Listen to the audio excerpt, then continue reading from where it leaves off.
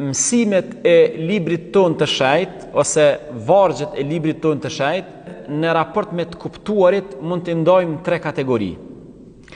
Kategoria e parë është, domethënë, ajetet e Kuranit ose pjesa e parë e përmbajtjes, ajo që përmban Kurani fisnik, që është e qartë dhe është e hapur për të gjithë. Faktikisht, sikur një akademik, sikur një i thjesht mund ta kuptoj pa asnjë problem. Dhe kjo e përbën shumicën e Kuranit fisnik. Pra, Kuranin mund ta kuptoj secili, sidomos në pjesën dërmuese dhe pjesën fundamentale.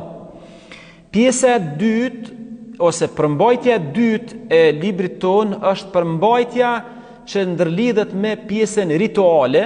me atë pjesën e kodeve që dorën zemër ka nevojë për profet. Prandaj nuk mund të themi që e kanë mirë kuranistat kur e përjashtojnë pejgamberin alayhis salam prej çenurit burim i fesë. Kur po thon pejgamberin e kanë fjalët e tij, sunetin e tij e kështu me radhë, sepse na besojnë që ai nuk ka qenë një postier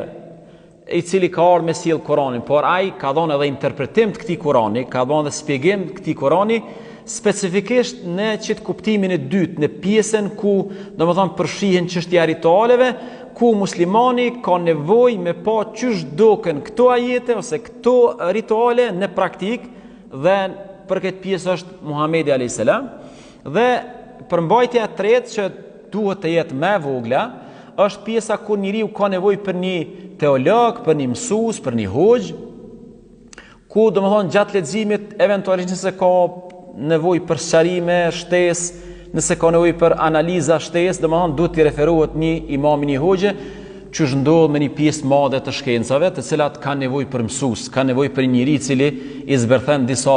çështje të caktuara.